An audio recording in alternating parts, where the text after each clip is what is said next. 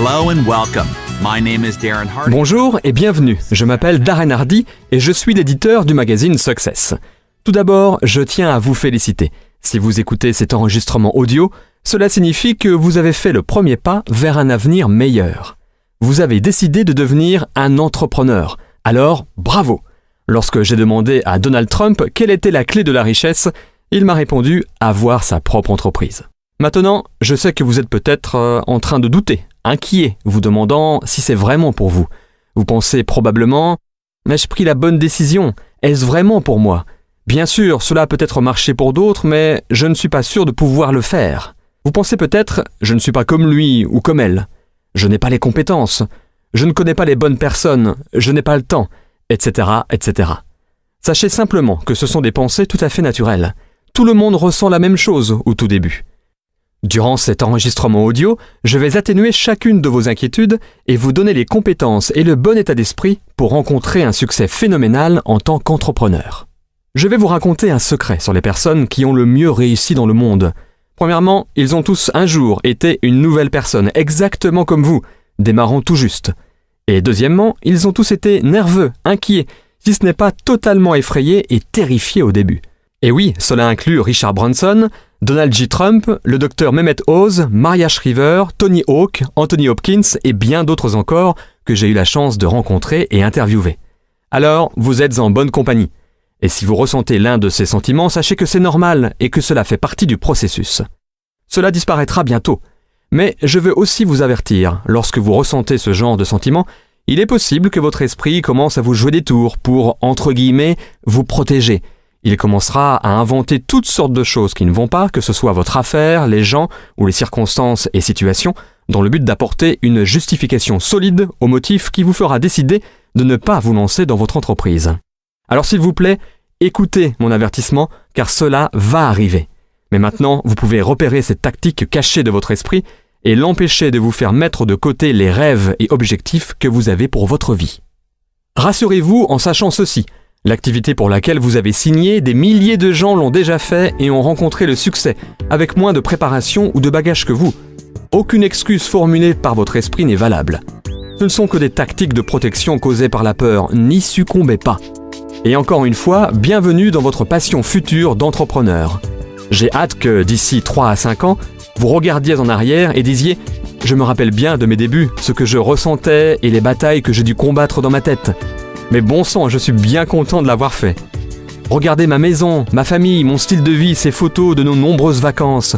Regardez à quel point mes enfants réussissent, à quel point je peux soutenir mon église, mes amis et ma famille. Je suis vraiment heureux de m'être motivé lors de ces premiers jours pendant que je faisais la transition. » Et c'est ce que je veux vous aider à faire la transition. La transition vers un état d'esprit d'entrepreneur. Parlons d'abord des variables impliquées dans la réussite de l'entreprise que vous avez décidé de rejoindre. Avant que je ne commence quoi que ce soit, j'aimerais évaluer tous les facteurs de succès variables. Qu'est-ce qui sépare une personne qui pourrait réussir d'une personne qui ne le pourrait pas? Quels sont le ou les facteurs qui font la différence? Il y en a 4. Évaluons-les ensemble. L'un d'entre eux est la société et sa direction. Est-ce que la société que vous avez rejointe a une politique et des procédures différentes pour les diplômes d'université que pour ceux qui n'ont jamais fini l'école? Les femmes reçoivent-elles des encouragements spéciaux que les hommes n'ont pas? Les jeunes gens sont-ils liés par des termes et conditions différents des personnes plus âgées? Non? Dans ce cas, la société est la même pour tous. Donc ce n'est pas une variable. Qu'en est-il des produits et services? Est-ce qu'ils envoient des produits différents dans les quartiers riches et les quartiers pauvres? Est-ce qu'ils offrent des produits VIP disponibles exclusivement sur la base de votre statut social, vos connexions politiques ou vos origines familiales? Si chacun travaille avec les mêmes produits et services, alors ce n'est pas non plus une variable de différenciation. Ok, alors qu'en est-il du plan de compensation? On devrait sûrement y trouver des inégalités, n'est-ce pas? Est-ce qu'il y a un plan de progression plus rapide pour les blondes que les brunes? Est-ce qu'il y a des bonus versés aux hommes que les femmes n'ont pas? Et qu'en est-il des personnes plus âgées, avec des familles? Est-ce qu'ils sont payés plus que les jeunes personnes célibataires, toutes juste sorties de l'université? Non. Alors, ça n'est pas fantastique? C'est véritablement le super employeur offrant l'égalité professionnelle. La situation est équitable pour tous, chacun travaille avec les exactes mêmes variables. Et puisque la société est déjà couronnée de succès, les produits se vendent déjà et le plan de compensation rémunère déjà des personnes avec un montant excessif d'argent. Aucun de ces points ne sont des variables. Ils ont tous été prouvés. Mais alors, quel est le seul facteur inconnu restant ? Il n'y a qu'une chose qui va déterminer votre réussite ou votre échec dans cette affaire. Il n'y a qu'une chose qui va déterminer le niveau de succès que vous rencontrerez dans cette affaire. Et c'est vous. Vous êtes le facteur inconnu. Et c'est ce à quoi sert cet enregistrement audio. Je veux vous aider à travailler sur vous-même pour faire la transition, développer l'état d'esprit d'un entrepreneur, devenir la personne que vous avez besoin de devenir dans le but d'atteindre le succès que vous cherchez en possédant votre propre affaire. Un niveau de réussite si important en fait que vous n'avez peut-être même pas osé le penser possible pour vous-même. Avant que nous passions au travail difficile de comment travailler sur vous-même, nous devons aborder vos motivations profondes. Nous devons aborder votre pourquoi. Voici ce que je suis certain de savoir. Sans un pourquoi assez fort, vous ne ferez jamais le comment de ce qu'il faut pour effectuer la transition et réussir dans votre propre entreprise. Dans mon livre « L'effet cumulé », je parle du fait que la volonté de faire quelque chose n'est pas suffisante. Le pouvoir de la volonté va vous faire défaut, comme c'est déjà arrivé auparavant, pour chaque nouveau régime, discipline ou résolution que vous vous êtes fixé. Ce dont vous avez besoin maintenant est du pouvoir du pourquoi. Vous avez besoin du pouvoir du pourquoi pour effectuer le changement et devenir un entrepreneur. Voici pourquoi. Le pouvoir de votre pourquoi est ce qui va vous faire continuer à travers les moments difficiles, exténuants, banals et laborieux. Tous les moyens de réussir, les comment sont dépourvus de sens et paraissent insurmontables tant que votre pourquoi n'est pas assez fort. Tant que vous ne déterminerez pas vos motivations et désirs, vous abandonnerez tout nouveau chemin que vous prenez pour une vie meilleure. Si votre pourquoi, votre désir n'est pas assez important, si la détermination de votre engagement n'est pas assez forte, alors vous finirez comme toute personne qui commence un nouveau régime ou signe pour une nouvelle opportunité d'affaires et abandonne trop vite, retournant aux insatisfactions de son ancienne vie. Ne laissez pas cela vous arriver. Laissez-moi faire une analogie pour vous aider à comprendre le concept. Imaginez que je mette une planche de 10 mètres de long et 30 cm de large sur le sol et vous dise « Si vous marchez sur toute la longueur de la planche, je vous donne 20 €. Le feriez-vous ?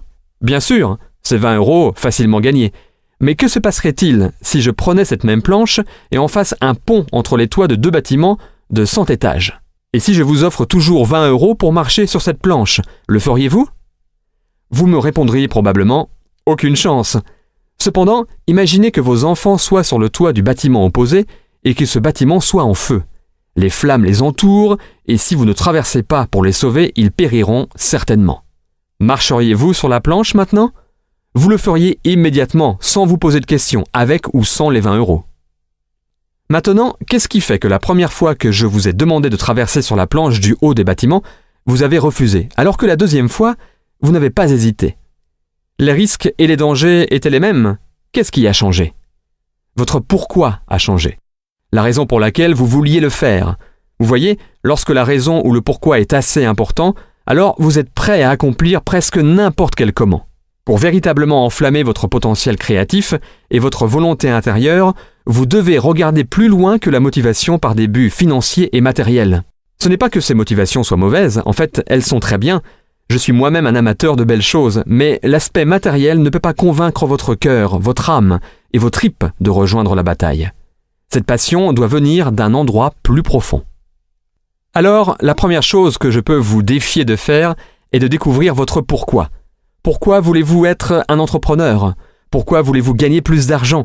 Est-ce pour envoyer vos enfants dans les meilleures universités à travers le monde ? Est-ce pour aider votre église ? Est-ce pour acheter une maison à vos parents pour qu'ils n'aient plus à s'inquiéter de leur avenir financier ? Voulez-vous voyager ? Ne devoir rien à personne ?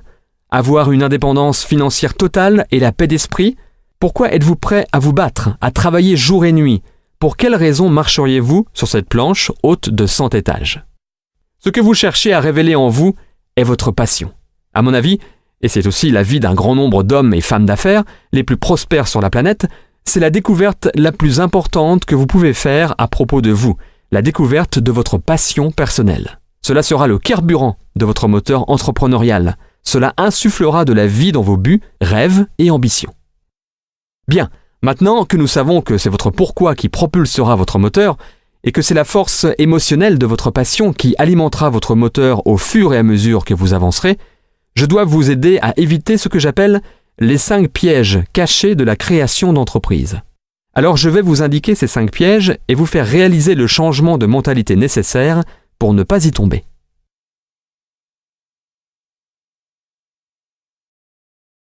Êtes-vous prêt? Très bien. Voici le facteur de succès numéro 1.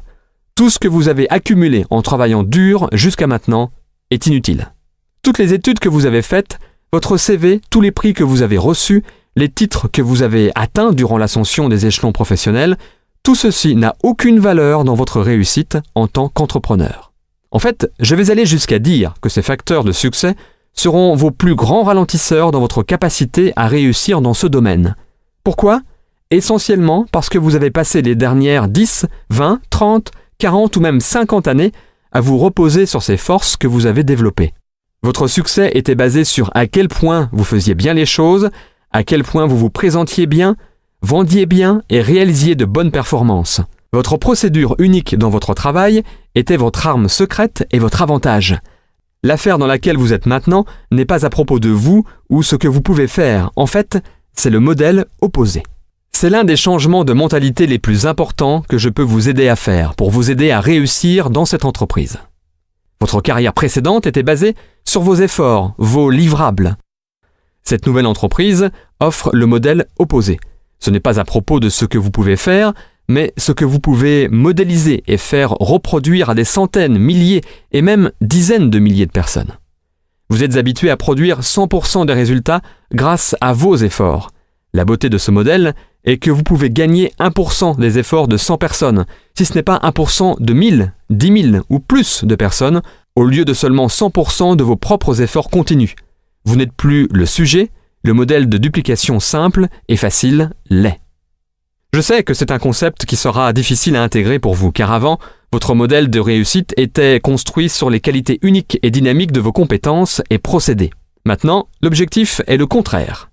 La solution est un système simple, de façon à ce que chacun, quel que soit son passé, ses compétences ou sa localisation géographique, puisse faire avec succès ce que vous faites. Pour passer de vous seul à quelques personnes, puis une centaine et ensuite des milliers, vous avez besoin d'un système simple et duplicable que toute personne avec peu ou pas de compétences puisse utiliser n'importe où et n'importe quand. L'entreprise que vous rejoignez possède un tel système. Ne l'entravez pas. S'il vous plaît, écoutez bien ceci. Vous allez éprouver plus de difficultés avec ce que vous avez besoin de désapprendre, d'oublier, qu'avec ce que vous devez apprendre pour être couronné de succès dans cette affaire. Vos décennies de conditionnement académique et professionnel vont vous forcer à interférer avec ce modèle de duplication simple et à effet de levier. Et même si vous avez la chance d'avoir trouvé cette opportunité tôt dans votre vie professionnelle, vous allez quand même avoir tendance à vouloir le faire à votre façon et donc à saboter le système. Laissez-moi vous donner des conseils essentiels pour vous aider à éviter le piège numéro 1. Voici le premier. Oubliez tout ce que vous connaissez. Soyez à nouveau un écolier. Ayez la volonté d'apprendre de façon insatiable. C'est comme ceci. Imaginez acheter une franchise McDonald's. Il est prouvé qu'ils ont établi et développé un système qui fonctionne et rapporte de l'argent. Maintenant, vous arrivez et dites « Hé, j'adore les sandwichs au jambon, alors je vais remplacer le Big Mac par le Big Pig. » Non, vous ne feriez pas ça. Quoi qu'il fasse, cela a été développé suite à des études appliquées, de la recherche et des tests. N'interférez pas avec cela. Contentez-vous de les suivre. Deuxième conseil. Faites confiance et connectez-vous au système. L'impératif le plus important pour promouvoir la duplication est d'avoir un système auquel tout le monde, où qu'il soit, puisse se connecter. C'est là que vous transférez le sujet d'être à propos de vous à être à propos du système.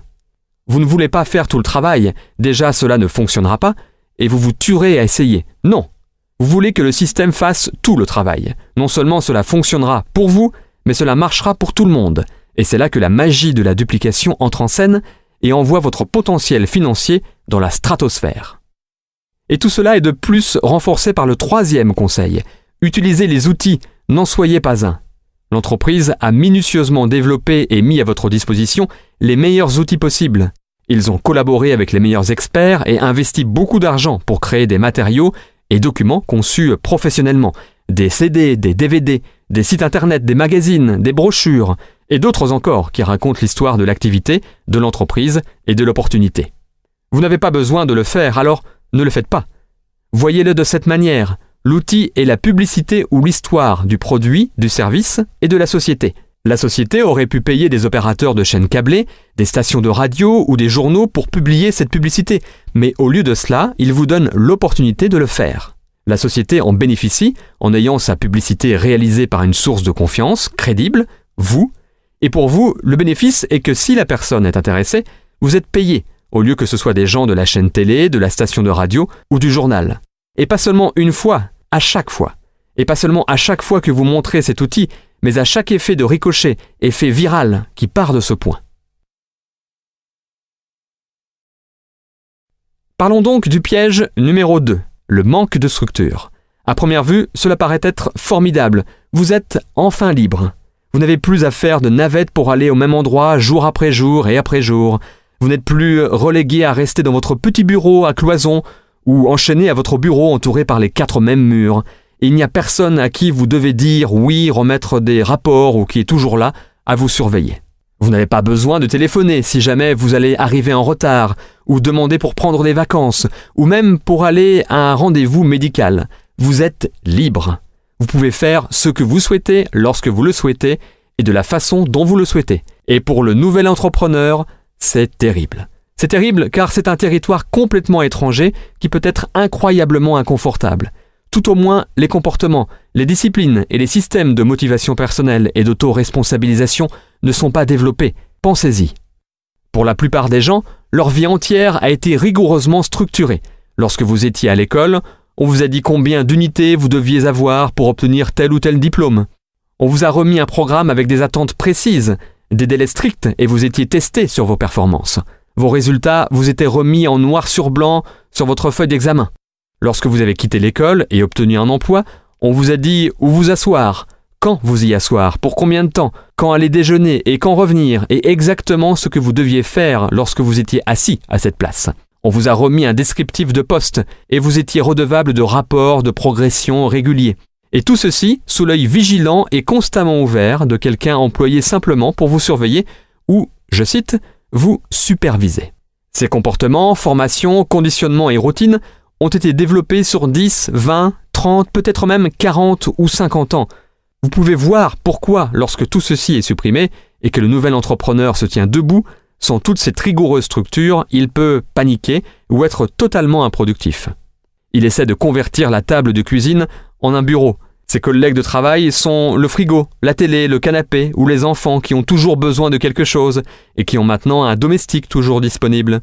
Et sans patron pour les pousser à produire des résultats, la plupart des gens finissent par justifier leur, je cite, « travail » en devenant des experts sur les produits ou en faisant des listes et préparant des documents ou simplement en continuant à se préparer, et ils ne passent ainsi jamais à l'action. On dirait qu'ils ont travaillé toute la journée, mais ils n'ont en fait jamais fait les bases, d'introduire le produit ou l'opportunité à une nouvelle personne, avec l'aide d'un outil bien sûr, ou de faire un suivi sur quelqu'un contacté plus tôt. Ne confondez jamais activité avec productivité, ou mouvement avec réalisation. Il y a une grosse différence. De toute façon, après quelques semaines ou mois à se complaire de cette manière, la plupart retournent en courant à leur vie en entreprise, car même si c'est un mauvais environnement, c'est un environnement familier, et celui au sein duquel ils ont grandi et se sont habitués depuis des décennies. Est-ce que cela a du sens ? Laissez-moi vous guider sans encombre autour du piège numéro 2. Voici mon conseil numéro 1. Commencez toujours à temps partiel. C'est tellement important que je souhaite citer mon mentor, M. Jim Rohn, pour vous aider à comprendre ce point clé. Pour ceux d'entre vous qui ne connaissent pas Jim, il était considéré comme le plus grand philosophe d'entreprise des États-Unis et l'un des leaders d'opinion les plus influents de l'histoire du développement personnel. Écoutons donc Jim. Après avoir été recruté, je suis alors un distributeur de ce petit produit. Et voici ce que mon mentor, M. Schultz, me dit. Il me dit « Monsieur Rohn, vous pouvez commencer à travailler pour cette affaire miracle à temps partiel. Vous n'avez pas à le faire à temps complet. Vous pouvez commencer quelques heures par semaine. » Et il ajoute « Si vous consacrez pour commencer, disons, 10, 12 ou 15 heures par semaine et que vous commencez à faire un profit, alors vous pouvez dorénavant dire « Je travaille à temps plein dans mon emploi et à temps partiel sur ma fortune. » car les profits mènent à la fortune. Je fus totalement enthousiasmé par cette philosophie. Je travaille à temps plein sur mon emploi, mais maintenant, je travaille à temps partiel sur ma fortune. J'avais trouvé un moyen de non seulement gagner ma vie, mais, vous n'allez pas le croire, faire fortune. Pouvez-vous imaginer ce que cela fait de se lever le matin pour aller travailler sur sa fortune ? Ne pas aller au boulot pour payer son loyer, ce qui est ok, mais avoir la chance d'aller travailler pour faire fortune.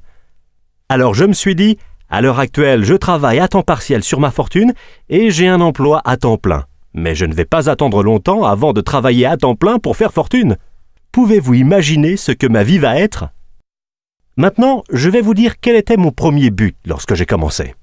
C'était que je voulais que le montant du profit que je faisais à temps partiel soit égal au montant de mon salaire d'employé à temps plein.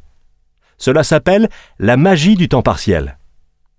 C'est exaltant pour les gens de commencer à travailler pour leur propre affaire, même à temps partiel, car cela signifie que vous travaillez à la réalisation de profits. Et cela ne prend pas beaucoup de temps. Si vous vous concentrez vraiment pendant ces 10, 12 ou 15 heures par semaine, cela ne sera pas long. Si vous le faites comme il faut et apprenez certaines des compétences dont je vais vous parler, cela ne sera pas long avant que vous ne gagniez autant à temps partiel en travaillant à faire fortune qu'à temps complet dans votre emploi. C'est ce que j'ai fait en moins de 6 mois. Maintenant, j'ai une fantastique proposition à vous faire. J'ai trouvé un moyen, à temps partiel, de travailler pour faire fortune et je gagne autant d'argent que ce que je suis payé dans mon emploi à temps plein. Vous voulez entendre mon histoire ? Ce fut incroyable. Je vais vous faire part de mon deuxième but maintenant. De me faire 2 fois plus d'argent à temps partiel en travaillant à faire ma fortune que ce que je gagnais dans mon emploi à temps plein. Et je l'ai atteint en moins d'1 an. À temps partiel, en travaillant à faire fortune, je gagnais le double de ce que je gagnais à temps plein. Maintenant, j'ai une fantastique invitation.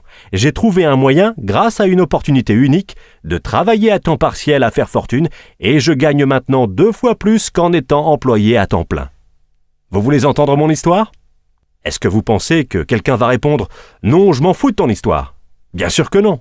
Toutes les personnes à qui je l'ai dit m'ont répondu « Waouh, oui, mais qu'est-ce que tu fais ?» Je réponds alors « Je suis content que tu poses la question, laisse-moi te raconter ». Lorsque j'ai commencé à gagner le double en travaillant à temps partiel que dans mon emploi à temps complet, je me suis trouvé face à un dilemme. Je ne voulais pas le faire à temps plein. Et pourquoi ne pas passer à temps plein ? La raison était que je ne voulais pas perdre mon histoire éblouissante. Elle était tellement forte, avec un tel impact. Personne ne pouvait résister à l'invitation d'au moins y jeter un œil. Je ne voulais pas l'abandonner. Alors, je m'y suis accroché pour je ne sais pas combien de temps, jusqu'à ce que cela soit, vous savez, quasiment insensé. Et j'ai finalement, à contre-cœur, abandonné mon emploi à temps plein. Mais maintenant, vous pouvez imaginer le plaisir et l'excitation de commencer à travailler à temps complet sur ma fortune. C'était incroyable. Mais je veux que vous le notiez, la magie du temps partiel. Que faut-il pour vraiment changer le style de vie d'une personne ? Pas tant que ça. 1 000 € de plus par mois, je vous le dis, changerait déjà énormément le style de vie de la plupart des gens. Et c'est pourquoi le temps partiel a autant de valeur, car il peut rapidement changer le style de vie de quelqu'un. Et voici ce que le changement de style vous apporte aussi. C'est un super outil de recrutement. L'un des plus grands attraits qui vous aide à recruter est l'argent que vous vous faites à temps partiel. Quelqu'un m'a dit « Vous êtes parti 3 fois en vacances cette année ?» J'ai répondu « Oui, j'ai une petite activité complémentaire quelques heures par semaine. » Il m'a alors bien sûr demandé « Qu'est-ce que tu fais ? Vous avez acheté 2 nouvelles voitures. » On vous demande « Tu les as achetées pour toi et ta femme ? Comment tu as fait ?» Je réponds « Oui, j'ai une petite activité complémentaire quelques heures par semaine. » Vos enfants ont tous de nouveaux vêtements. Et oui, tout ceci arrive. Qu'est-ce que c'est en fait ? 1 000 € de plus par mois. Vous voyez, 1 000 € par mois à temps plein, personne ne veut écouter votre histoire. 1 000 € par mois à temps partiel, cela commence à changer votre style de vie et les gens veulent écouter votre histoire. Donc, la clé est le temps partiel. La magie et l'attrait du temps partiel vous offrent une invitation classique pour que quelqu'un souhaite savoir ce que vous faites, qui change votre vie. Bon, dans cet excellent contexte, laissez-moi vous donner quelques conseils de plus pour vous aider à vous organiser pour le succès alors que vous commencez. Suggestion numéro 2. Faites une réunion de famille. Faites adhérer votre famille entière à votre vision, vos objectifs et les avantages à réussir dans votre nouvelle aventure en tant qu'entrepreneur. Expliquez-leur les bienfaits dont votre famille va bénéficier grâce aux revenus supplémentaires et à la liberté dans votre mode de vie. Expliquez comment cela a un impact sur les espoirs, les envies et les désirs de chacun. Vos premiers recrues dans votre nouvelle affaire doivent être votre famille proche. Ils n'ont pas à être dans l'affaire avec vous, mais ils doivent vous soutenir de toutes les manières possibles dans votre entreprise. Vous devez être embarqués dans cette entreprise tous ensemble pour pouvoir composer avec les exigences du reste de la vie et garder votre attention concentrée sur la construction de votre nouvelle affaire. Vous allez devoir leur expliquer les sacrifices à faire à court terme, nécessaires pour, par la suite, obtenir les récompenses que tout le monde recherche. Expliquez que vous allez devoir y consacrer du temps, que vous allez peut-être louper des événements, ne pas rentrer tôt certains soirs, et annoncer les limites que vous allez devoir mettre en place dans la maison lorsque vous serez en train, entre guillemets, d'arroser votre nouvel arbre de l'argent. Suggestion numéro 3. Fixez vos limites. Créez votre système. Choisissez un endroit précis chez vous où vous travaillerez sur votre entreprise. Ne le faites que dans cet endroit, de façon à ce que cela n'envahisse pas votre maison, et de façon à ce que lorsque vous y êtes, vous pouvez vous concentrer et demander à votre famille de ne pas vous y déranger. Mettez en place des heures fixes. C'est particulièrement important car vous montez votre affaire en parallèle de votre emploi à temps plein. Ayez un agenda et bloquez-vous des moments clés pendant la semaine. Notez les heures des réunions locales, des conférences téléphoniques et formations. Notez lorsque vous aurez des réunions autour d'un café ou au moment du déjeuner avec des prospects ou des nouvelles recrues. Réservez-vous du temps pour passer des appels de prospection et de suivi. Organisez simplement les heures auxquelles vous travaillerez sur votre affaire. Et maintenant, j'ai une autre importante suggestion pour vous. Protégez ces tranches de temps. Travaillez pendant celles-ci comme si votre vie en dépendait. Votre vie future en dépend. Soyez ferme dans votre décision de respecter ces horaires et maximisez votre productivité durant ces périodes que vous vous êtes allouées. Et, tout aussi important, lorsque ce n'est pas l'heure de travailler sur votre affaire, ne le faites pas. Le seul moyen par lequel vous arriverez à soutenir vos efforts sur une longue période de temps est si vous maintenez aussi le reste de votre vie au cours de ce processus. Si cela devient trop pesant, alors vous ne serez pas capable de continuer et vous finirez par abandonner bien avant que la magie de l'effet cumulé de vos efforts constants n'ait fait effet. Bien, passons donc à la suggestion numéro 4. Planifiez votre parcours. Fixez vos buts. Nous avons parlé de trouver votre principale motivation et du pouvoir de découvrir votre pourquoi. Maintenant, nous devons mettre en place un plan pour vous aider à réaliser ces objectifs et diriger cette grande passion que vous avez. Chaque fois que l'on me demande quelle unique compétence j'attribuerai à toutes les réussites que j'ai eues dans ma vie, voici ce que je réponds. Apprendre à fixer de grands objectifs, s'y tenir et les réaliser. L'atteinte d'objectifs est une forme d'art. Il y a une grande différence entre prendre une résolution de nouvelle année ou mettre sur papier des objectifs tels une liste de choses à faire et mettre en place un système rigoureux de planification auquel on est redevable et le processus réel de réalisation d'objectifs bien définis. J'ai appris ce procédé très jeune et c'est la raison pour laquelle j'ai été capable d'accomplir des choses relativement extraordinaires tôt dans ma vie. Un revenu à 6 chiffres avant l'âge de 18 ans, à 7 chiffres avant l'âge de 24 ans et une entreprise de 40 millions d'euros à l'âge de 27 ans. Je ne vous dis ça que pour illustrer les résultats que la maîtrise de cette compétence peut produire. C'est une forme d'art qui a été un sujet d'étude constant et un processus d'amélioration continue pour moi ces 20 dernières années. Je l'ai ainsi réduit en éléments essentiels et construit un système derrière qui non seulement vous aide à articuler et documenter vos grandes ambitions, mais aussi à tracer un plan d'action de comment y arriver et construire un système de responsabilité et de progrès qui vous guide au cours du processus pour vous aider à vraiment réaliser ces grands objectifs. Si vous êtes intéressé par ce système, vous pouvez le trouver sur success.com/bestyearever.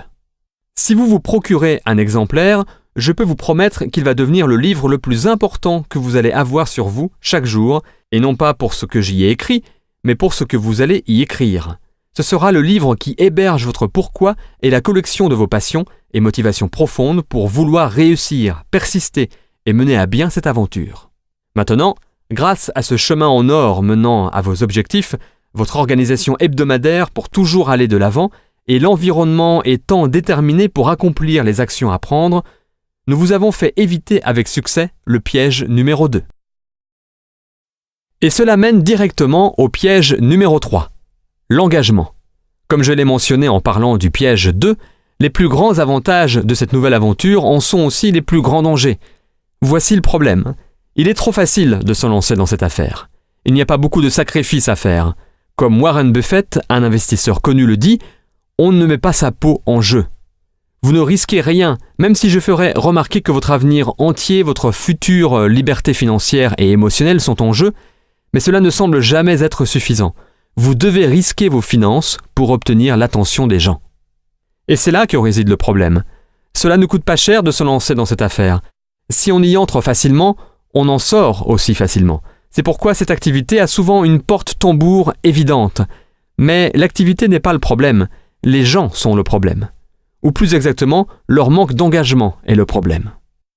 Dans la plupart des cas, ce piège est le seul obstacle dans le parcours d'une personne voulant réussir. Le modèle d'activité est prouvé. Il a déjà fonctionné pour des milliers de personnes. Le fonctionnement réel de l'activité est d'une facilité ridicule. Cela ne nécessite ni éducation antérieure, ni expérience, ni formation, ni compétences, ni quoi que ce soit. Tout ce que ce modèle nécessite est un engagement à le mener à bien jusqu'à ce qu'il fonctionne et de continuer vos efforts jusqu'à ce que l'effet cumulé se déclenche, ce qui mettra en route la machine à argent.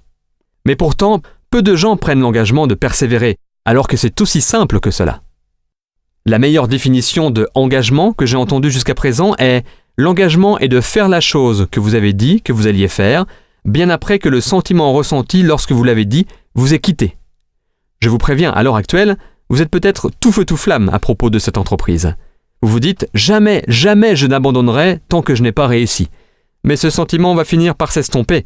Vous retournerez à votre vie routinière, fréquenterez les mêmes personnes, vos pairs et votre famille, et serez frappé par la complexité des obligations de la vie. Cela sera à ce moment que votre engagement sera mis au test. Votre humeur sera différente, mais votre engagement à rester dans l'activité devra être le même. Voici le meilleur conseil que je puisse vous donner pendant tout cet enregistrement audio. Vous êtes prêts? Alors, le voici. Quelle que soit l'activité pour laquelle vous avez signé, faites-en toujours partie dans un an. Avez-vous bien entendu? Je suis sérieux, c'est très simple. Soyez encore part de cette activité dans un an. Et d'entre-temps, faites simplement ce que nous avons discuté jusqu'à maintenant. Suivez le système, utilisez les outils, organisez votre situation de travail et exécutez les bases encore et encore pendant cette première année. Je peux vous dire avec une grande conviction que si vous faites cela, restez une année et répétez les bases systématiquement pendant cette année, vous rencontrerez le succès. Sans blague, c'est tout. Si c'est la seule chose que vous retenez de votre écoute, de vous engager et de dire « Voilà, je vais faire ça pendant une année, je vais suivre le système et faire les activités simples pendant toute cette année », alors vous venez d'avoir une astuce à 1 million d'euros. Souvenez-vous-en. Maintenant, j'aimerais vous présenter M. Robert Kiyosaki. Oui, le célèbre auteur de Père riche, Père pauvre, qui va vous stimuler un peu plus sur ce sujet. Robert va vous dire pourquoi vous et votre développement personnel sont les clés d'une plus grande réussite en tant qu'entrepreneur, et pourquoi vous devriez vous y consacrer pendant non pas une année, mais 5. Voici un extrait de son livre audio, The Perfect Business. Écoutons Robert.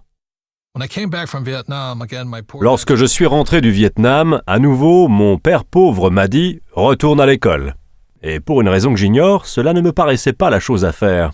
Ce n'était pas ce que mon intuition me disait de faire. Alors, j'ai préféré faire un travail dans le développement personnel. Et j'ai découvert que le développement personnel est bien plus épanouissant, bien plus enrichissant. Mais que cela signifie que je dois sortir de mon esprit, changer mon code de pensée. Et cela signifie que je dois faire de mon mieux pour devenir plus important que ma situation actuelle. Vous savez, la plupart des personnes sont accablées par l'environnement, et particulièrement pendant cette crise.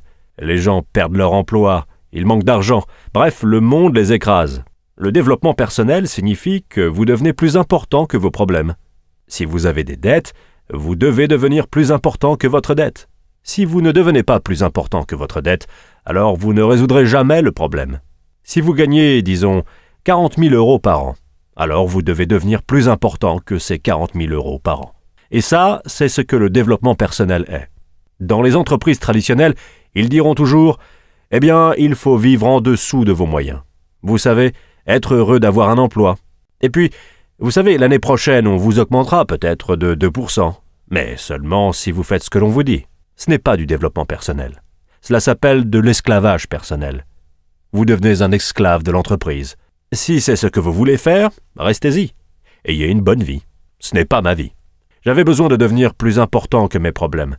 Lorsque j'ai fondé ma première entreprise en 1978, j'ai gagné beaucoup d'argent. C'était une entreprise de portefeuille en nylon et velcro pour les surfeurs, et je suis rapidement devenu millionnaire. Mais j'ai perdu tout mon argent, et je me suis retrouvé avec une dette de près de 800 000 €. Et ce que mon père riche m'a dit à ce moment-là fut « Félicitations, tu viens d'échouer. Et tous les entrepreneurs qui réussissent échoueront d'abord 3, 4 ou 5 fois. Ils couleront autant d'entreprises, mais à chaque fois, tu en ressortiras plus intelligent. Alors votre première tâche est de trouver le moyen de rembourser ces 800 000 €. Vous voyez, je n'ai jamais déclaré faillite. J'ai juste eu à devenir plus malin et à être plus important que 800 000 €. Et ce fut le meilleur programme de formation que je n'ai jamais eu. J'ai dû reconstruire mon entreprise et rembourser les gens. Vous voyez, si j'avais eu un emploi, je n'aurais jamais pu rembourser ces 800 000 €, pas en gagnant 80 000 € par an. Il n'y aurait pas eu moyen. Les impôts m'auraient tué. Alors une fois de plus, ce fut le développement personnel. Une fois que je suis devenu plus important que ces 800 000 €, c'était fantastique. Et maintenant, je vise les centaines de millions d'euros. Le développement personnel est donc simplement le fait de devenir plus important que vos problèmes. Le seul problème est que vous faites face à des problèmes plus importants. Et aujourd'hui, le défi est devenu de définir l'importance de mes problèmes pour pouvoir ensuite les résoudre. La plupart des gens abandonnent face à leurs problèmes. Ils se sentent plus petits que leurs problèmes, et c'est là où la vie s'arrête pour eux. Ainsi, l'une des principales raisons pour lesquelles je recommande le marketing de réseau, c'est parce que c'est un programme de développement personnel. Vous savez, vous ne rejoignez pas la société et devenez riche la semaine d'après. Si vous rejoignez une société de marketing de réseau, je vous recommande fortement de vous dire que vous vous y engagez pour 5 ans. Je vais tenter le coup pour au moins 5 ans. Car que ce soit en marketing de réseau, foot ou baseball ou quoi que ce soit, les lâcheurs ne gagnent jamais. Et la plupart des gens, lorsque les choses se gâtent et que les problèmes deviennent insurmontables, eh bien, ils abandonnent. Et c'est pourquoi ils ne réussiront jamais dans la vie.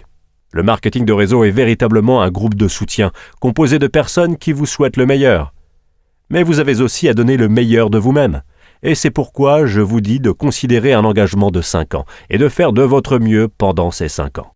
Je peux presque vous assurer que si vous le faites, si vous donnez le meilleur de vous-même pendant 5 ans, vous serez un être humain totalement différent à la fin de cette période. Voilà, j'espère que vous avez compris le point clé. Considérez l'affaire comme une affaire sérieuse et vous serez récompensé. Contrairement à la plupart des affaires, elle a la capacité de vous récompenser. Laissez-moi vous donner un dernier avertissement concernant le piège numéro 3 et l'engagement. Soyez patient. Donnez-vous du temps et donnez du temps au processus. Comme toute grande entreprise, cela prend du temps pour bien la cerner, devenir compétent dans son domaine et que vous en récoltiez les fruits. Particulièrement dans cette activité, car c'est un modèle à effet de levier, ce qui signifie que vous gagnez 1% des efforts de 100 personnes au lieu de 100% de vos propres efforts. Il y a une masse critique qui doit être développée. Cette affaire est l'exemple ultime de l'effet cumulé que vous savez maintenant être le titre de mon premier livre. Dans ce livre, j'utilise comme exemple un centime cumulé, un centime qui double chaque jour pendant 31 jours. Lorsque le centime commence à se cumuler, à se multiplier, il n'est que de 2 centimes le 2e jour, puis 4 centimes le 3e jour. En continuant comme ça jusqu'au 10e jour, il n'est que de 5 € et 12 centimes. Alors imaginez que ce soit vos mois dans l'affaire. Cela fait maintenant 10 mois que vous vous êtes lancé et vous avez un revenu de 5 € et 12 centimes. Est-ce que vous avez l'impression que cela ne marche pas ? On pourrait effectivement le croire. Mais ce que vous ne savez pas, c'est que vous avez initié l'effet cumulé. Si vous restez fidèle à votre engagement, vous verrez jusqu'au bout du 20e jour, le centime s'élève à 5 242 €. Toujours pas une fortune, mais si vous continuez avec patience, régularité et engagement, au bout du 31e jour, ce centime cumulé sera alors devenu 10 727 418 €. Ce qu'il est important de comprendre est que le calcul effectué entre le jour 1 et 2, et entre le jour 30 et 31, et entre tous les autres jours, est exactement le même. Mais vous ne pouvez voir la magie de la croissance exponentielle qu'à partir du moment où elle a atteint sa masse critique. C'est exactement ce dont vous allez faire l'expérience en construisant votre affaire. Et vous allez devoir avoir la volonté de continuer, en ayant la foi en ce principe, en sachant que même si les résultats ne sont pas visibles, l'effet cumulé est en cours. Et si vous vous y engagez constamment et assez longtemps, la récompense sera astronomique. C'est pourquoi je vous demande simplement de vous engager à être toujours là dans 1 an, de répéter les principes simples fondamentaux pendant cette période, car vous allez avoir l'impression que cela ne marche pas. Mais si vous continuez, l'effet cumulé va finalement faire son effet, et avant que vous ne vous en rendiez compte, votre récompense a été multipliée bien plus que vous ne l'aviez imaginé. Tout ceci nous amène directement au prochain piège, car comme vous avancez durant cette première année, sans forcément voir de résultats, vous êtes un peu vulnérable et cette prochaine difficulté peut vraiment vous prendre au dépourvu. Piège numéro 4. L'image de soi. Parce que le reste du monde a été conditionné autant que vous l'avez été, par le milieu universitaire, la culture d'entreprise, les médias, les normes de la société, un entrepreneur peut se retrouver à contre-courant de la société. C'est là que vos amis et votre famille, plein de bonnes intentions, enfin en quelque sorte, essaient de vous raisonner sur vos nouvelles ambitions. Tout d'abord, il est important de reconnaître quelques-uns des sentiments de rejet que vous pourrez ressentir, et pourquoi ils peuvent être différents de tout ce que vous avez connu auparavant. Je ne veux pas que vous soyez pris au dépourvu par ce piège, alors laissez-moi vous expliquer. Le rejet par ses amis et sa famille peut vous faire souffrir plus que le type de rejet que vous auriez pu subir au travail. Vous pouvez être rejeté par un client, un prospect ou même par votre patron ou un collègue au bureau, et vous pouvez rentrer à la maison et personne ne va vraiment être au courant de votre petit échec embarrassant.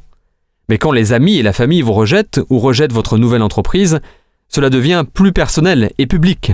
Cela peut vous faire beaucoup souffrir. Quand ils disent non à votre idée de gadget au bureau, vous pouvez vous dire « Eh bien, ce n'est simplement pas pour eux ». Alors quoi ? Quand ils vous disent de ne pas créer votre entreprise, cela se ressent comme s'ils vous disaient non à vous. Mais vous allez vite vous en rendre compte, ce n'est pas à vous qu'ils disent non. Ce n'est pas vous qu'ils rejettent. Ils sont en train de se dire non à eux-mêmes. Ils rejettent leur propre voix intérieure qui leur dit qu'ils devraient faire plus, se démarquer et prendre des risques, tout comme vous. Voici un point clé que vous devez savoir à propos de la transition vers l'entrepreneuriat. En suivant cette voie, vous allez vous démarquer par rapport à la majorité. Vous allez vous éloigner des normes de la société. 90% de la population sont des employés. C'est tout ce qu'ils ont toujours connu. C'est ce pourquoi ils se sont formés, c'est normal. Selon une étude menée par la Fondation Kauffman sur l'activité entrepreneuriale, seulement 10% de la population ont leur propre entreprise. Lorsque vous allez sortir de la masse des 90% de la population, ils vont vous jeter la pierre, ils vont vous faire peur, vous exposer tous les dangers et les difficultés que vous allez rencontrer. Pourquoi ? J'ai bien quelques raisons en tête. Premièrement, ils ne sont simplement pas aussi courageux que vous. Ils ne peuvent pas se mettre dans l'idée de quitter la sécurité de leur emploi, leur salaire mensuel et leurs maigres avantages. Ce que vous allez faire n'entre pas dans leur vision du monde, et donc ils vont vous le faire savoir en vous avertissant sur les dangers de votre nouvelle voie. Aimez-les quand même, mais ne les laissez pas vous entraîner à nouveau dans la médiocrité. Il y a cette histoire au sujet d'une espèce de crabe qui ne peut pas être attrapée. Cette espèce est agile et assez futée pour s'échapper de n'importe quel piège à crabe. Et pourtant, ces crabes sont capturés par des milliers de personnes chaque jour à cause d'une caractéristique humaine qu'ils possèdent. Le piège est une cage grillagée avec un trou au sommet. L'appât est placé dans la cage et la cage est ensuite plongée dans l'eau. Un premier crabe s'approche, entre dans la cage et commence à grignoter l'appât. Un second crabe vient le rejoindre, puis un troisième. Et c'est la fête au crabe, miam! Cependant, à la fin, l'appât a été entièrement mangé. Les crabes pourraient facilement grimper sur le côté de la cage et passer à travers le trou, mais ils n'en font rien, ils restent dans la cage. D'autres crabes arrivent et se joignent à eux, et ce, longtemps après que l'appât ait été entièrement mangé.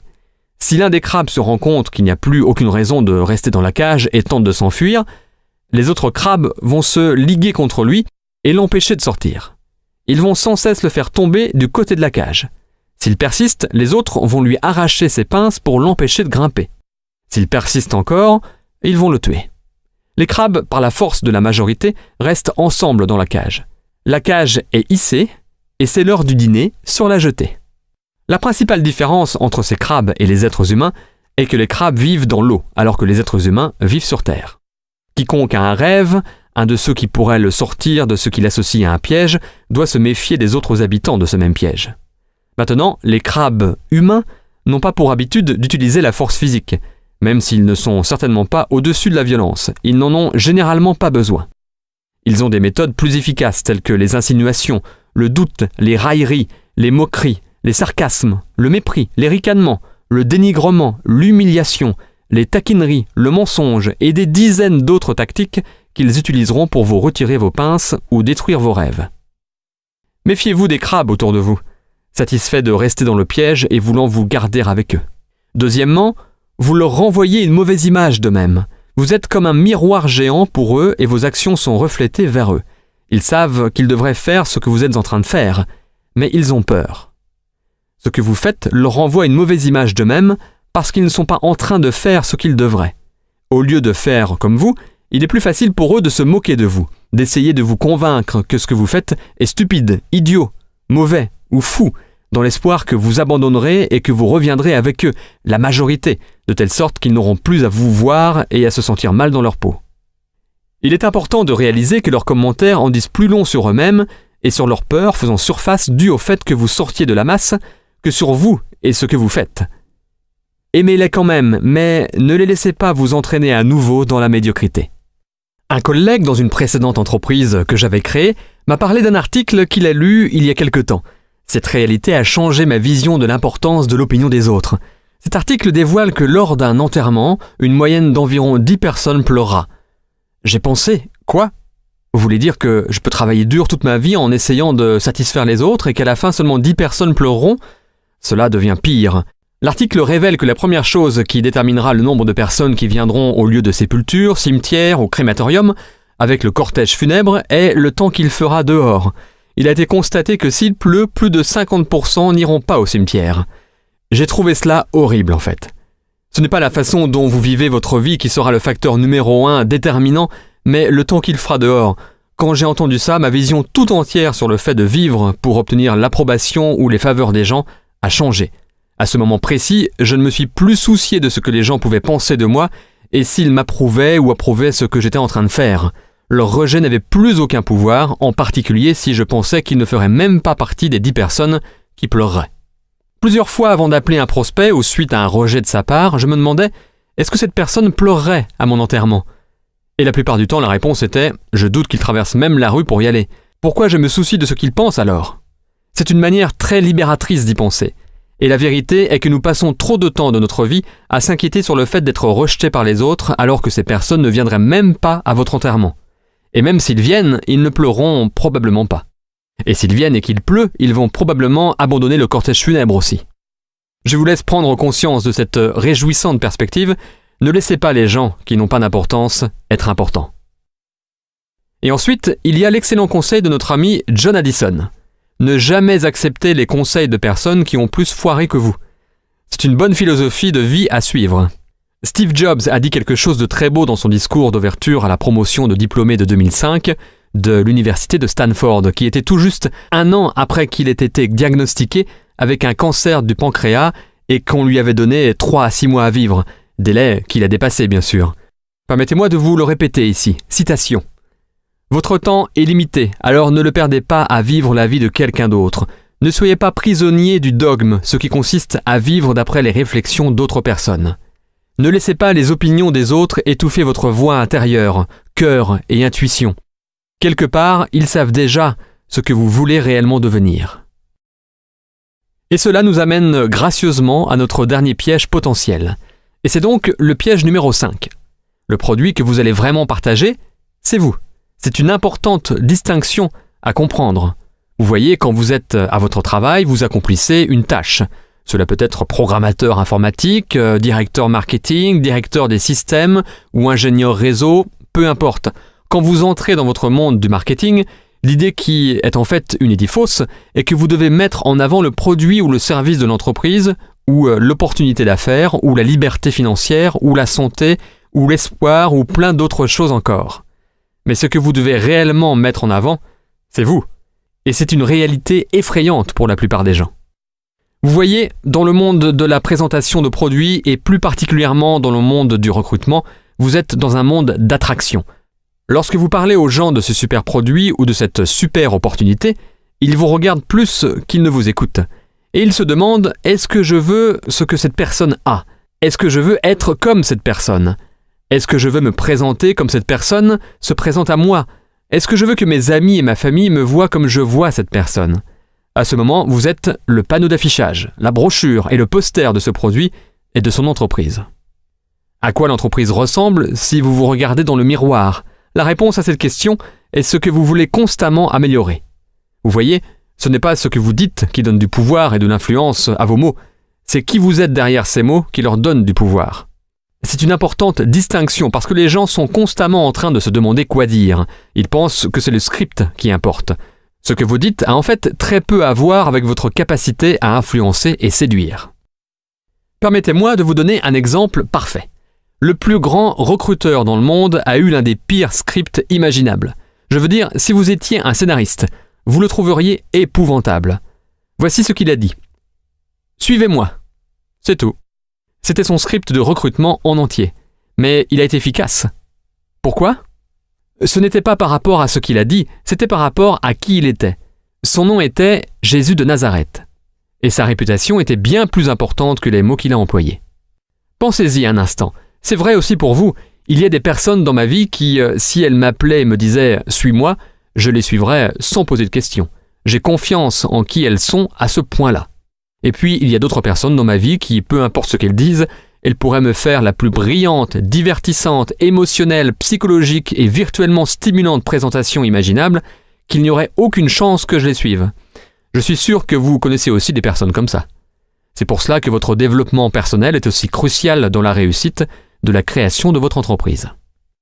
Un des jours qui a changé ma vie fut un jour de novembre 1994. J'étais à un séminaire et ce jour-là, j'ai rencontré un homme qui allait devenir mon mentor, Monsieur Jim Rohn. Je n'étais même pas là pour écouter ou rencontrer Jim. J'étais là pour rencontrer les sponsors du séminaire, mais je devais attendre que ce dernier se termine. Donc, je me suis assis et j'ai écouté cet homme grisonnant et élancé, avec la plus fascinante voix que j'avais jamais entendue, donner sa conférence sur les clés de la réussite. Ce qu'il disait me captivait. Jim Rohn demanda à l'auditoire « Combien de personnes veulent plus ?» J'ai pensé « Oui, moi je veux plus. » Succès, argent, un corps plus beau, plus de compagnie, etc. J'attendais les instructions sur comment faire pour avoir tout ça. À cette période de ma vie, j'avais expérimenté un peu de succès déjà, mais je l'avais connu grâce à une force pure et brutale. J'ai été agressif, j'ai travaillé, j'ai échoué, mais j'ai persisté pour que chacun se rende compte de mes accomplissements. J'ai réussi en travaillant. Mais ce que Jim a dit après allait multiplier mes revenus, mes objectifs et mes résultats. Et ce n'était pas en travaillant plus. Jim continua. Si vous voulez avoir plus, vous devez devenir plus. Il a dit, le succès n'est pas un processus basé sur le fait de faire. Il s'agit d'un processus basé sur le fait de devenir. Ce que vous faites, ce que vous poursuivez, vous échappera. C'est comme chasser des papillons. Le succès est quelque chose que vous attirez de par la personne que vous devenez. J'ai pensé, waouh, c'était la première fois que j'entendais cette perspective pleine de perspicacité et de sagesse. Jim continua, pour que les choses s'améliorent, vous devez vous améliorer. Pour que les choses changent, vous devez changer. Et lorsque vous changez, tout change pour vous. Waouh! Ce fut les clés du royaume pour moi, et ce qui m'entraîna dans un voyage sans fin pour un développement personnel constant. Et il avait raison. L'année suivante, j'ai triplé mes revenus et atteint un revenu à 7 chiffres par an. Et dans les 4 ans qui ont suivi, mon travail ne fut pas différent, mais la manière dont je le faisais l'était. Et c'est ce qui a fait toute la différence du monde. Je vous invite à un tel voyage. Le voyage pour un développement personnel permanent. Si vous voulez plus dans la vie, c'est la voie royale pour y parvenir. Comme Jim Rohn a dit, vous voulez travailler plus sur vous-même que vous ne le faites pour votre job. Dans ce cas-là, vous voulez travailler plus dur sur vous-même que pour votre entreprise. En fait, votre entreprise, c'est vous. Le plus vous grandissez, le plus votre entreprise grandira. Donc quand il s'agit de l'endroit où vous devez focaliser votre développement personnel et ce qui sera responsable de votre succès en tant qu'entrepreneur, la clé est d'entretenir, de cultiver et de faire fortifier constamment votre attitude positive. J'espère que vous saisissez ce point essentiel. Au-delà de ce qu'il faut dire, ce qu'il faut faire, ce qu'il faut apprendre, ce que vous savez ou ne savez pas, rien de tout cela n'est aussi important que de se focaliser sur le développement et l'amélioration de votre attitude positive. C'est ce qui sépare les gens super performants que nous idéalisons tous du reste. Au-delà de tous les autres critères, c'est leur attitude qui les distingue et qui vous distinguera aussi. Donc je vous entends déjà dire « D'accord Darren, j'ai compris. Mais comment fais-tu cela ? Comment peux-tu sans cesse renforcer ton attitude positive ? Comment fais-tu pour travailler sur ton développement personnel ? » Eh bien, permettez-moi de vous donner un plan simple. Votre plan de développement personnel peut être aussi simple que lire 10 pages d'un bon livre par jour. Peut-être seulement 5 pages lorsque vous vous levez le matin et 5 pages juste avant d'aller vous coucher. Oh, et cela pourrait être aussi 10 pages d'un magazine sur le succès, si vous voyez ce que je veux dire. Cela va vous être bien plus bénéfique que de lire à propos de ce qui ne va pas, ce qui est tragique ou dangereux dans le monde, en lisant le journal quand vous vous levez ou en regardant le journal télévisé juste avant d'aller vous coucher. Deuxièmement, écoutez un CD éducatif pendant 30 minutes par jour. Vous pouvez le faire pendant que vous conduisez, quand vos mains sont occupées, mais que votre esprit est libre. Je peux vous le dire, ma voiture ne démarre pas sans 2 choses. De l'essence et une collection, toujours présente, de CD éducatifs que j'écoute en conduisant un peu partout. Dans notre société, nous parcourons en moyenne 12 000 km par an. C'est plus de 300 heures de temps d'écoute. Brian Tracy m'a appris très tôt dans la vie comment transformer ma voiture en une salle de classe mobile. Il a expliqué que si vous écoutez un CD éducatif en conduisant, cela équivaut chaque année à 2 semestres d'un diplôme d'études supérieures. Vous vous rendez compte ? Dans le temps que vous passez à conduire, vous pourriez obtenir un doctorat en management, vente, création de richesses, relations ou n'importe quel programme audio auquel vous vous inscrivez. Maintenant, je vous recommande vivement le CD qui est fourni gratuitement dans chaque numéro du magazine Success. Et pourrais-je être l'ambassadeur du magazine Success et ne pas vous le recommander chaudement ? Bien sûr que non. De plus, nous offrons des résumés de livres sur le succès qui exposent les meilleures idées de 3 des meilleurs livres dans le domaine de la réussite personnelle accélérée. Chaque exemplaire est aussi réalisé en format audio afin que vous puissiez l'écouter dans votre voiture. Laissez-moi vous expliquer plus en détail pourquoi l'exposition régulière à un contenu positif, stimulant et éducatif est cruciale dans votre transition vers une mentalité d'entrepreneur. Il est important de comprendre comment votre esprit fonctionne. Pour comprendre simplement, notre esprit fonctionne comme un ordinateur. Les ordinateurs sont des systèmes complexes, mais la manière dont ils fonctionnent est assez simple. Ce que vous mettez dedans est ce qu'il en ressort. Il ne juge ou ne discrimine pas. Il agit simplement en fonction de ce que vous avez mis dedans. C'est aussi comme cela que l'esprit fonctionne. Il ne juge ou ne discrimine pas l'information que vous lui avez donnée. Il agit simplement sur ce que vous avez mis dedans. Je suis sûr que vous avez entendu parler du proverbe « données inexactes, résultats erronés ». C'est vrai pour la programmation informatique et pour l'information qui vous permet de programmer votre esprit. Voici comment le processus de création fonctionne. Vous obtenez dans la vie ce que vous y créez. C'est simple à comprendre. Nous sommes des êtres humains créatifs et productifs. Notre vie résulte de ce que nous avons créé. Donc, qu'est-ce qui génère ce processus de création ? Vous créez ce à quoi vous vous attendez. Je suis sûr que vous avez dû entendre parler de l'adage qui dit que les attentes se manifestent en création. Ce que vous souhaitez qu'il arrive est ce que votre capacité créative va produire. Donc, qu'est-ce qui génère vos souhaits ? Vous souhaitez ce à quoi vous pensez. C'est pourquoi tous les livres légendaires de développement personnel ont focalisé sur cette façon de penser. Des livres comme « Réfléchissez et devenez riche »,« Le pouvoir de la pensée positive »,« La magie de voir grand »,« L'homme est le reflet de ses pensées », etc. Tous ces livres expliquent comment vos pensées finissent par contrôler tous les résultats de votre vie. Ce que vous pensez se produit. Cependant, je cours toujours après la question la plus profonde. Si ce sont nos pensées qui génèrent nos souhaits, qui eux-mêmes génèrent nos créations, qui eux-mêmes génèrent nos résultats dans la vie, qu'est-ce qui contrôle nos pensées ? Cela semble par conséquent la question essentielle, pas vrai ? Et la réponse est simple. Quelles que soient les données que nous donnons à nos oreilles et à nos yeux, c'est ce qui va mettre en route tout ce processus de création. Vous voyez, votre esprit est comme un verre vide. Il accueillera tout ce que vous lui donnerez. Vous mettez les derniers potins, les gros titres des magazines à scandale, les émissions de télé-réalité, et vous êtes en train de verser de l'eau sale dans votre verre. Si vous avez de l'eau foncée, lugubre et angoissante dans votre verre, tout ce que vous créez sera filtré à travers ce désordre boueux parce que c'est tout ce à quoi vous penserez. Données inexactes, résultats erronés. Toutes ces mauvaises nouvelles télévisées et diffusées à la radio à propos de meurtres, complots, décès, crises économiques et affrontements politiques génèrent votre processus de réflexion, ce qui génère vos souhaits, ce qui génère votre créativité. Mauvaise nouvelle. Mais tout comme un verre sale, si vous le rincez avec de l'eau propre et claire sous le robinet assez longtemps, vous finirez par avoir un verre d'eau claire et pure. Qu'est-ce que de l'eau claire ? Des données et des idées positives, stimulantes et soutenues. Des histoires qui inspirent. Des personnes qui, malgré les difficultés, surmontent les obstacles et réalisent de grandes choses. Stratégies de succès, prospérité, santé, amour et joie. Des idées pour créer plus d'abondance, pour grandir, se développer et devenir meilleur. Des exemples et des histoires de ce qui est bien, vrai et possible dans le monde.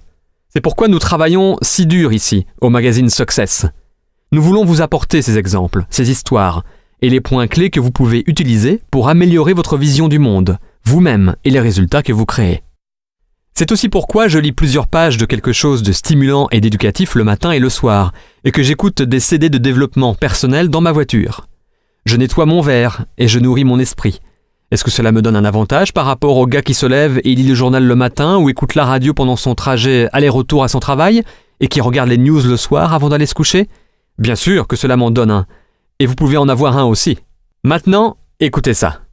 Après avoir tenu la promesse que vous vous êtes faite d'être toujours dans votre nouvelle affaire dans un an, cette promesse toute simple de lire 10 pages et d'écouter 30 minutes, qui par ailleurs n'inclut pas les week-ends, nous ne voulons pas vous épuiser, eh bien au total, vous aurez lu 13 livres et écouté 130 heures de documentation sur le succès et la réussite, des livres et des enregistrements sur comment devenir un leader plus confiant, un orateur plus convaincant, un travailleur plus efficace et productif, des stratégies sur comment vivre plus sainement avec plus d'énergie et de vitalité, des moyens pour entretenir une intimité plus profonde et la passion dans votre mariage ou dans vos relations personnelles. Tout.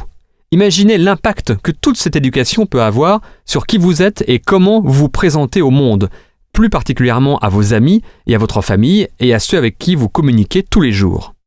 Cela vous rendra attirant bien au-delà de ce que vous pouvez imaginer, et cela fera de vous un aimant qui attirera des personnes qui partagent la même vision que vous. Donc, où pouvez-vous trouver ces ressources ? Encore une fois, vous pouvez vous rendre sur success.com, vous abonner au magazine Success et trouver d'autres livres et enregistrements audio pour continuer à nourrir et rincer votre esprit.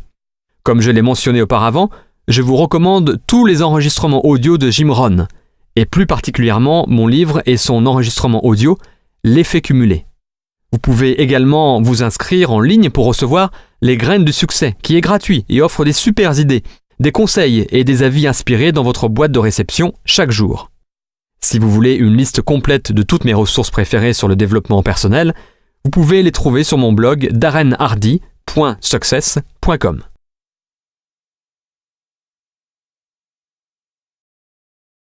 Maintenant, je peux vous laisser méditer sur 2 suggestions finales qui compléteront votre transition vers l'entrepreneuriat. Numéro 1, faites-le maintenant. Un voyage de 1000 km commence par un seul pas. La peur empêche les gens d'agir et d'aller de l'avant. Leur esprit invente un millier d'excuses pour expliquer pourquoi ils ne sont pas prêts. Je commencerai lundi, j'ai besoin de faire ma liste, j'ai besoin de faire mes cartes de visite avant, j'ai besoin d'aller m'acheter une nouvelle mallette, porte-documents ou de coller les images sur mon tableau de visualisation d'abord. Ne vous laissez pas sombrer dans cette paralysie. Trop de gens sont en proie au syndrome de préparer, être prêt et finalement, ils n'agissent jamais. Pour être honnête, l'étape la plus difficile à franchir dans ce voyage de 1000 km est la première. Surmontez cette peur en la franchissant vite, sans même y penser.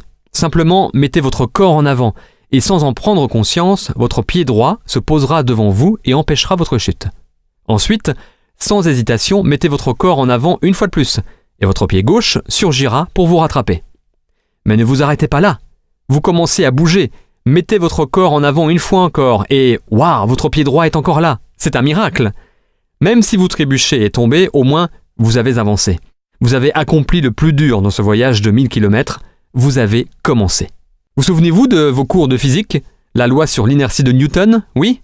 Un corps au repos tend à rester au repos à moins qu'il ne soit sollicité par une force externe et déséquilibrée ? Eh bien, faites en sorte que cette force externe soit votre propre force mentale qui oblige votre corps à avancer.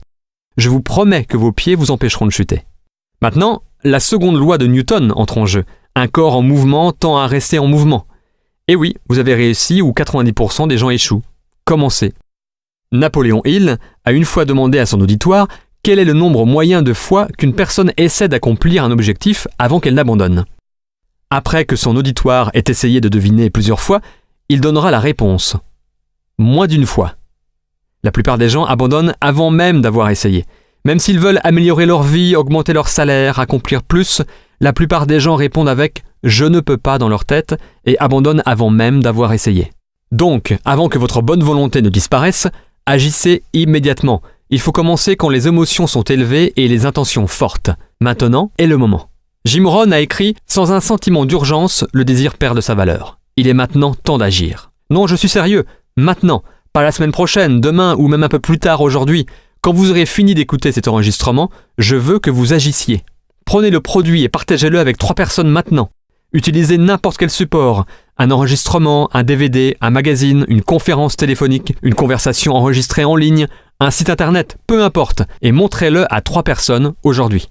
Je vous entends déjà dire « mais je ne suis pas prêt, je ne sais pas encore ce que je veux faire ». C'est super, en fait, bien souvent, c'est le meilleur moment pour sauter en plein dans l'action. Pourquoi ? Parce que vous pouvez dire honnêtement et ouvertement « un de mes amis m'a montré ce produit, je l'ai essayé et je l'ai trouvé incroyable. Vous devriez l'essayer ». Et ils demanderont « eh bien, qu'est-ce qu'il y a dedans et comment ça marche ?» Vous pouvez dire « je ne sais pas vraiment en fait, tout ce que je sais c'est que ça a marché pour moi, essayez-le par vous-même ». Ou vous pouvez dire « un de mes amis est très enthousiaste à propos de cette nouvelle idée d'affaires. Je pense que je vais essayer aussi ». Je ne peux pas vraiment expliquer ce que c'est, mais c'est sur cet enregistrement audio, ce DVD, ce site internet, ou dans ce magazine, peu importe. À l'heure actuelle, l'ignorance est réellement un avantage. Utilisez-la pendant que vous pouvez. J'aime le principe qui enseigne que les chaînes lourdes de l'inquiétude sont toujours forgées dans le temps libre. Agissez-vous pour que vous puissiez voir le succès vite. Alors permettez-moi de vous donner une méthode contre-intuitive qui permet d'accéder au succès rapidement. Échouez beaucoup et vite. Monsieur Watson, l'ancien président d'IBM, a dit « la clé de la réussite réside dans l'échec massif ». Si vous voulez plus de succès, doublez votre taux d'échec. C'est l'une des premières philosophies du succès que l'on m'a enseignée. Grâce à elle, j'ai gagné des millions au cours des années et maintenant, je vous l'enseigne. Définissez votre objectif non pas par le nombre de personnes que vous persuaderez d'acheter votre produit ou de rejoindre votre affaire. Faites de votre objectif le nombre de personnes qui vont vous dire non. Faites du non votre objectif. Pourquoi ? Eh bien, Monsieur Watson vient de vous le dire. C'est la clé du succès. Donc en faisant du non votre objectif, non seulement vous approuverez le fait que les personnes vous disent non, quand ils le font, mais au contraire, vous êtes heureux qu'ils le fassent. Vous n'êtes pas triste. Vous avez franchi un pas de plus vers l'accomplissement de votre objectif. Cet état d'esprit à 180 degrés aura des conséquences miraculeuses dans votre façon d'avancer, de comprendre et d'accepter la rejection et l'échec. Vous allez maintenant le visualiser en tant que progrès plutôt qu'échec. Vous allez ressentir la victoire plutôt que la défaite. Vous allez le chercher plutôt que d'essayer de l'éviter. En fin de compte, c'est juste un jeu de chiffres. Je veux que vous vous rappeliez de tout ça au cours de votre voyage de création de votre nouvelle entreprise. Certains vous diront « oui », d'autres « non ». Alors quoi ? Suivant, il suffit de s'adresser à la prochaine personne. Je veux vous mettre au défi de réaliser ceci comme votre premier objectif. Maintenant, c'est un gros objectif, donc je veux que vous soyez prêts.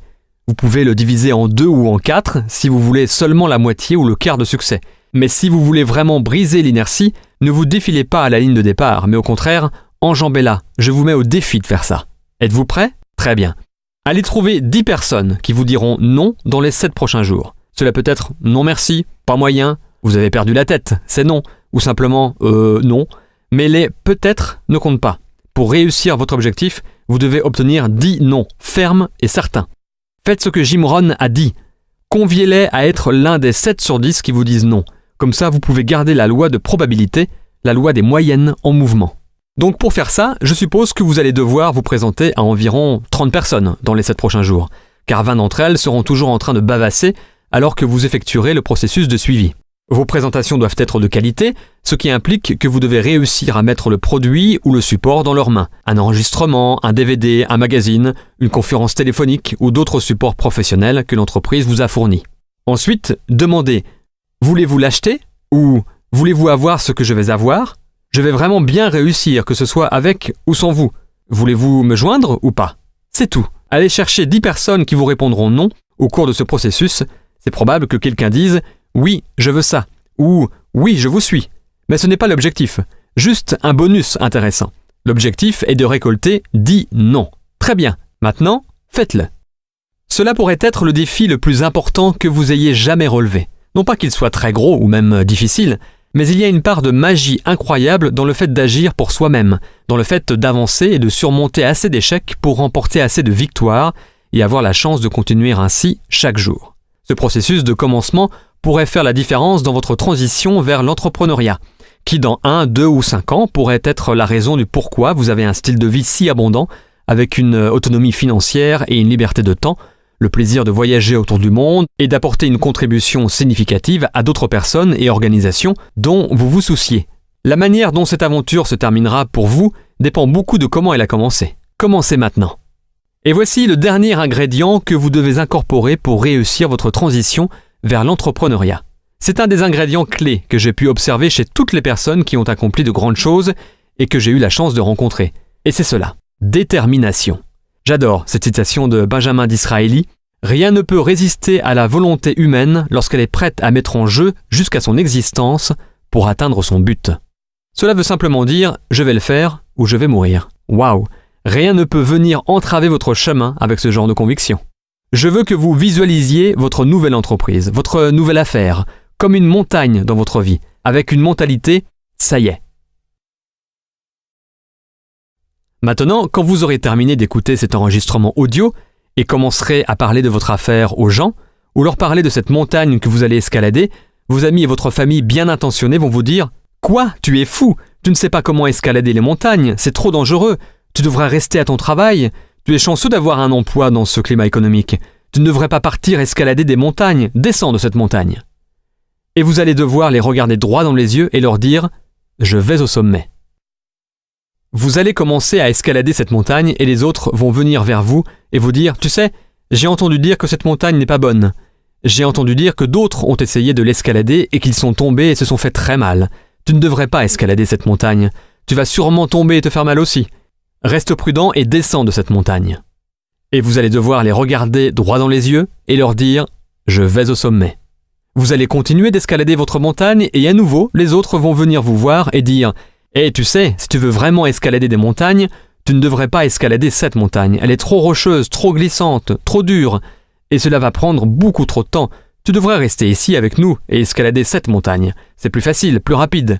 Et nous te ferons une offre spéciale si tu l'escalades. » Et vous allez devoir les regarder droit dans les yeux et dire « C'est ma montagne et je vais au sommet. Vous allez me voir, soit vous faire un signe du sommet, soit mort sur un des côtés. Je ne reviens pas. » C'est le genre de détermination que je vous souhaite. Cette détermination accompagnée de votre pourquoi, de votre engagement sans faille d'essayer pendant au moins 1 an et de votre point de départ de récolter 10 non dans les 7 prochains jours vous assure quasiment un glorieux succès. Dans les 7 prochains jours, je vous encourage d'écouter cet enregistrement audio maintes et maintes fois. Utilisez-le pendant vos 7 premiers jours pour élever votre esprit et revigorer votre morale. Écoutez-le encore et encore pour continuer à vous encourager d'avancer. Bon, je suis vraiment excité pour vous. C'est le début du reste de votre vie. Votre décision et maintenant les actions que vous allez mettre en œuvre vont à jamais avoir un impact sur le futur de votre famille. La vie ne sera plus jamais la même à partir d'aujourd'hui. De nombreuses possibilités s'offrent maintenant à vous. Vous pouvez maintenant devenir la personne que vous étiez supposé être et vivre la vie que vous étiez supposé vivre. Je vais vous laisser avec les paroles célèbres d'Henri David Thoreau. Dirigez-vous avec confiance dans la direction de vos rêves. Vivez la vie que vous avez toujours imaginée.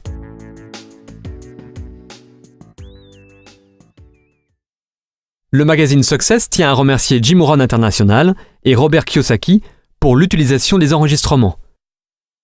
Vos 7 premiers jours, faire la transition, droit d'auteur 2012 par Success Media, tout droit réservé.